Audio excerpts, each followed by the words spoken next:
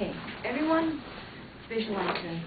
You look at yourself in the mirror and you notice that you have some unwanted and wanted fat in your belly or hips, or basically you have love handles.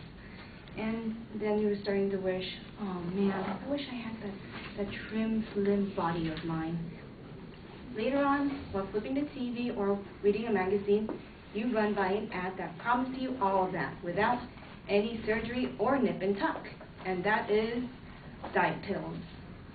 Today, I will be talking about how over-the-counter pills are not, diet pills are not good for those who don't have a serious weight problem that affects health or have obesity, just like people who are like you and me.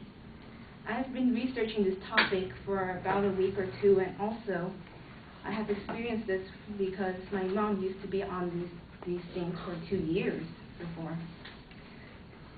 Everyone wants to look good physically and wants to maintain their appearance by going on a diet. However, there are some who like to take the easy way out by buying these pills and using it as their main source of losing weight instead of exercising and eating healthy. I will be discussing on how these weight loss supplements have bad side effects and what to use instead of popping the pill. First, I would like to show you on the negative biological effects it has to the person taking it. The ingredients of these diet pills are mostly unstable to the human body when it's taken. Besides having the side effect of dependency on every diet pill, there are some ingredients that can actually affect future health. One example is the ingredients of the now banned drug Denadrine effects, which its main purpose is to suppress hunger. According to Consumer Reports on Health, Denadrine effects had bitter orange and caffeine as one of their ingredients. But, as I quote, pills that pair caffeine and the stimulant bitter orange can spur potentially dangerous increases in blood pressure and heart rate in the future. Wow, no wonder it's been banned. Aside from the other over-the-counter supplementary drugs that promote weight loss, no medicine that has ever caught my attention with side effects more than the popular recent Alley pill. Well, the Alley pill, I think everyone has known about it because it's FDA approved and it's on commercial shelves now. You can buy it at Walmart, you can buy it at Target, you can buy it even at Costco. It's this pill that lets you eat any unhealthy foods and healthy foods as well, from bacon to burgers, and lets you lose weight. Sounds easy, right? Well, the main secret is that they have this ingredient called orlistat, a drug that absorbs all the fat from any food, according to Cybervision. However, this biggest side effect from this is, I'm sorry for those who just ate breakfast and those who are about to eat breakfast after the speech, is this medicine causes really bad explosive diarrhea and oily stools. If you don't believe me, take it from my mom's experience. She come on, whenever she and I go shopping, she always has to ask me where the nearest restrooms are after taking the pills and eating food. Whew. Heart rates and explosive diarrhea. I wonder how the FDA got away with this. After all this talk on side effects and diet pills with its flaws, let's work on our way to the alternative plan on dieting. Lastly, exercise and eating healthy is a surefire alternative plan to diet pills and for those who are not medically obese but have some baggage. Try to follow. It's easy. Try to following on what the small writing on each of these diet pills say. Use with exercise and diet, but the trick is use it without the pills. Exercise is everything from dance, tennis, basket, yoga, kickboxing. The possibilities are endless. It's even it has a lot more choices than any Diet Coke can ever give you.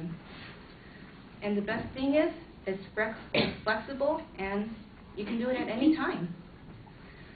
And also on eating healthy, the main goal is to actually commit yourself and sticking onto your diet, because dieting is basically really hard, but it's safe at the same time.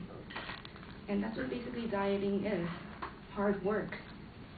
Instead of cheating yourself with these pills that promises you to be skinny, but instead makes you sick. Overall, it's important not to starve yourself from like not eating less for a day or overexert yourself from strenuous exercise. In the end, I just told you the undesirable effects on the consumer's health caused by the ingredients of diet pills, and also what to do instead of taking these pills, which is good old exercise and sensible eating. For all of us who want to look good and want to burn fat the safe way and able to do exercise, go out and take a run or take a walk. It's easy. So once again, for those who are thinking on using the new FDA-approved alley pill, good luck on getting to the nearest restrooms in the future. I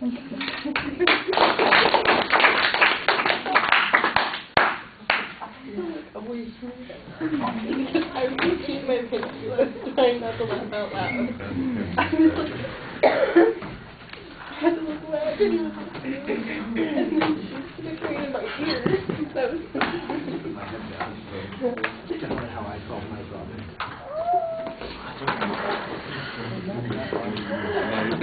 All right, Vicki, what did you think? Okay, I thought it was a good speech, well researched. The way she gained our attention in the intro with like giving us the idea of us standing in front of the mirror thinking about our love handles. I think everybody could relate to that. The preview, she let us know what she was going to talk about, and I think she hit all those points. She had a good transition. The supporting material was pretty good for the speech. At the end, she reviewed her main points that she covered, and she told us what we could do instead of taking those like harmful alley pills that give you diarrhea. And which brings me to how the diarrhea talk was interesting. It got a good giggle out of the class, and I think it worked well for the speech. And she seemed nervous, but and she was very dependent on her nose, but overall, it was pretty good. Okay. I thought the visualization at the beginning was fine. The phrasing on your thesis proposition is a little bit awkward. It's probably better on the page than the way it came out. I think you kind of transposed a couple of words, and when you watch back, you'll see it doesn't go quite as smoothly as you want. But we know generally where you're going, and then there's a pretty solid preview of the material. The supporting material is fine. You talk about a couple of the potential pill problems. The discussion on those difficulties is okay. The one, of course, is already banned. The other one suggests that it has these negative side effects, although I don't know that they sound dangerous. They certainly do sound unpleasant, and you get a good reaction from the audience based on that, and that draws some attention into the subject, so that's okay. And of course, it's a negative visualization. Here's another reason why you really don't want to use this kind of way to lose weight. I think you could develop those alternative solutions a little bit more, talk a little bit more about diet and exercise, because obviously people take the pills because for some reason they've rejected diet or exercise or don't see that it is sufficient for them. They're looking for something else. Well, what are the things that cause people to do that? I think that's where you need to do a little bit more persuasion. On the delivery, I think your voice is pretty effective, but you seem to need to have a little bit more practice for things to go smoothly. I thought your eye contact was really solid. You look at the audience pretty regularly. You do have the notes there that you have to go to, but you're not reading them so much as you are just constantly checking on them. But most of the time you are looking at the audience. The one failing in the presentation, you just look uncomfortable from the very beginning. You get up there, you've got your jacket half off of your shoulder, you're never quite sure what to do with your hands. You sometimes are doing the Superman pose with your hands on the hips sort of thing, and you just look uncomfortable. So that's something that'll take a little practice. All right, thank you.